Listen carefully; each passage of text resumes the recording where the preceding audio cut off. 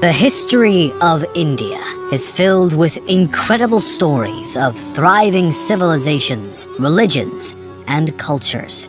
Dating all the way back to the Paleolithic Age, India's civilization is one of the oldest that we know and has played a part on the world stage for centuries, and even still today. While it is impossible to truly capture all of India's history in one video, it still serves as a worthy topic to delve into.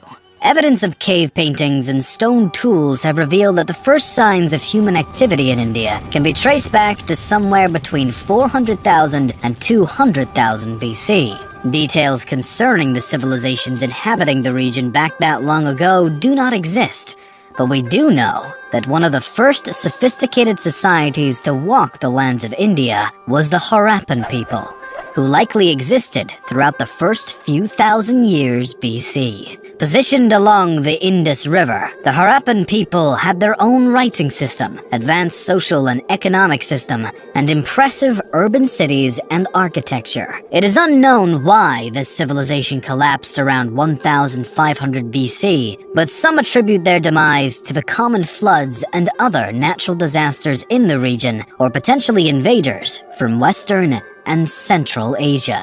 The next known civilization to leave a mark on Indian history books was the Vedic Aryans. These people were initially migrants who spoke an early form of Sanskrit and were determined to stay true to their own tribal identity. The name they've been given, the Vedic people, comes from 4 sacred texts, or Vedas, that have presented researchers with a glimpse into the civilization's lives and beliefs. These Vedas are often considered to be the oldest Hindu scripts, and the Vedic civilization is believed to have spread their culture across a large portion of India by roughly 1000 BC. With them, the Vedic Aryans brought their philosophical beliefs. These ideas represent a theory that happiness and salvation come from a person's morals and ethics, and one's path should be based upon their place in life, but should always be righteous and good. The Vedic Aryans also shared their societal system as they extended their reach. This system was made up originally of 3 tiers: Brahmin, or priest, Kshatriya, or warrior, and Vaishya, or commoner. The Aryans continued to spread their tribal settlements across India throughout the following centuries as their own civilization grew and flourished in both culture and trade. A series of 16 individual settlements or states spanned across northern India, including the Gandhara, Kosala, Kuru, and the Magadha. The latter particularly flourished under the rule of Chandragupta Maurya during the 4th century BC as it began to expand, and its leader grew his own authority and worked to form the Mauryan Empire, which is believed to be the first Indian imperial power.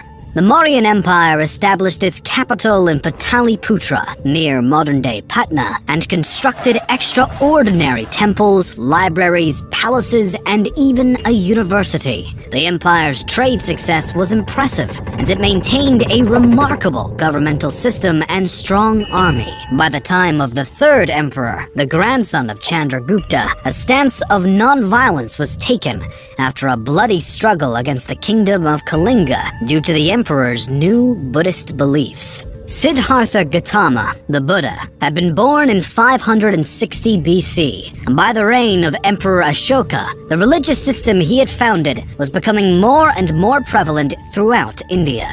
Potentially due to their unwillingness to participate in conflict, though, the Mauryan Empire eventually dissolved in the 2nd century BC after the last line of the Maurya line, Brihadratha, was murdered by his commander-in-chief, who would later found the Shunga dynasty in 185 BC.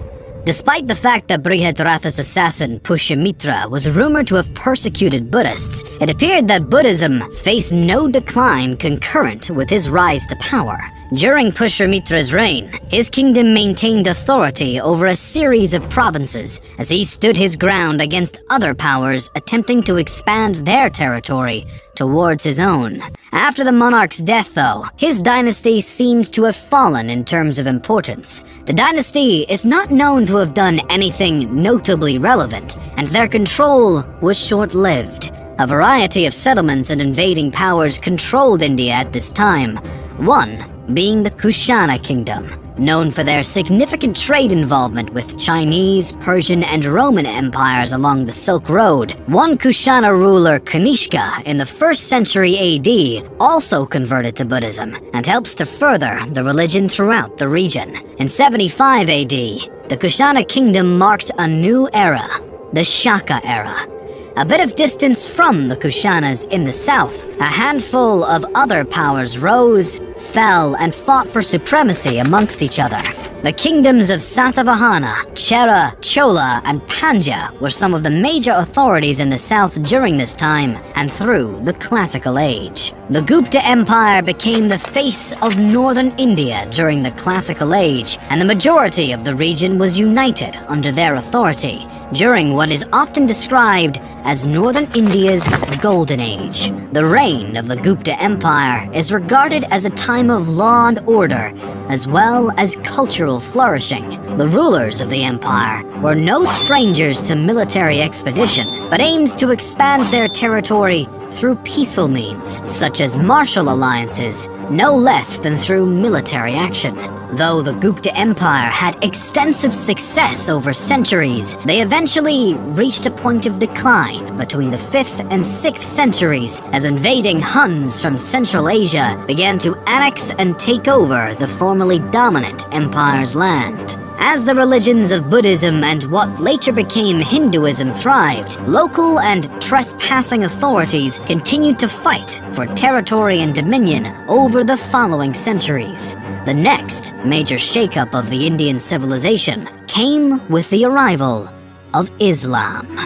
Muslim invaders began to send missions to India the century after the death of the Prophet Muhammad. A series of Muslim sultans began to lead expeditions into India, claiming places such as Sindh, Multan, and Somnath. These incursions brought the defeat of native kingdoms and the destruction of Hindu temples along the way. The Rajputs stood as one of the most determined defenders against Sultan invaders, but they were ultimately defeated in 1192 by Muhammad Ghori and his forces. As Islam began to work its way into India, other previously principal religions, such as Buddhism, began to decline.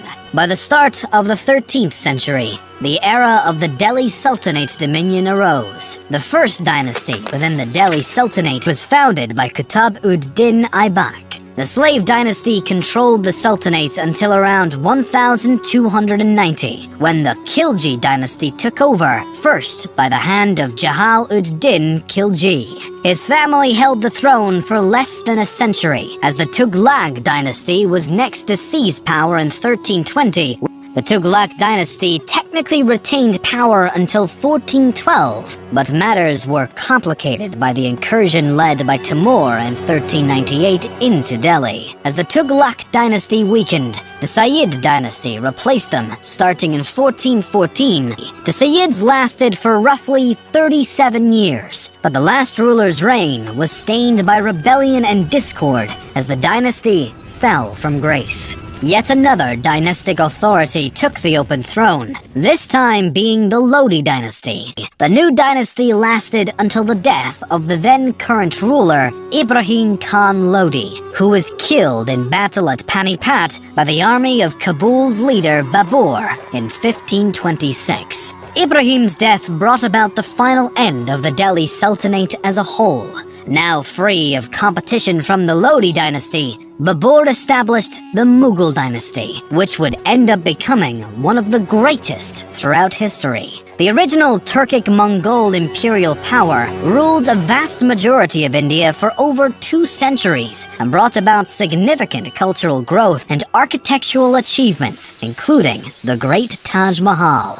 Despite their immense success, the Mughal Empire began its decline around the start of the 18th century, as revolt after revolt began to shake the foundations of the widespread power, alongside threats from the Marathas and the British. The British East India Company had actually already been in the region for some time, but the situation with the British started to escalate not long after the Mughals fell.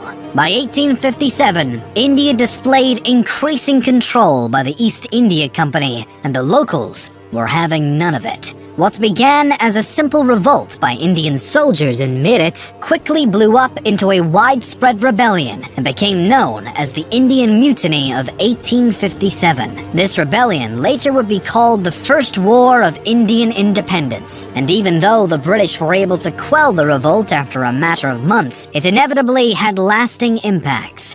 In response to the mutiny, on November 1st, 1858, Britain's Queen Victoria declared that India would be ruled in the name of the British Crown from that point on. Locals maintained their disapproval and anger at the British supremacy over their land, and nationalist sentiments and movements were far from extinguished. The next major move towards independence came when Mahatma Gandhi and the Indian National Congress decided to withdraw all cooperation with the British government, beginning the non-cooperation movement following the end of World War I.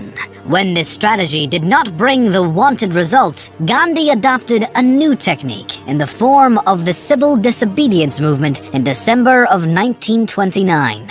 Essentially, the movement was made up of the declaration of an Indian Independence Day that would be celebrated on January 16th, and complete disobedience of any orders by the British government. Again, Gandhi's strategy failed, and this time he was even arrested, while many other rebels were murdered. Still, the British were eventually pushed into the Round Table Conferences beginning in November of 1930, the second of which Gandhi attended. The conferences marked another failure, and civil disobedience reignited. Gandhi's next attempt, the Quit India movement, again made no drastic progress. World War II brought about new issues as India was forced into war by the British, but at the conflict's conclusion, a new Labour Party came into power in India and showed sympathy towards the fight for independence. Finally, as August 14th turned to 15th in 1947,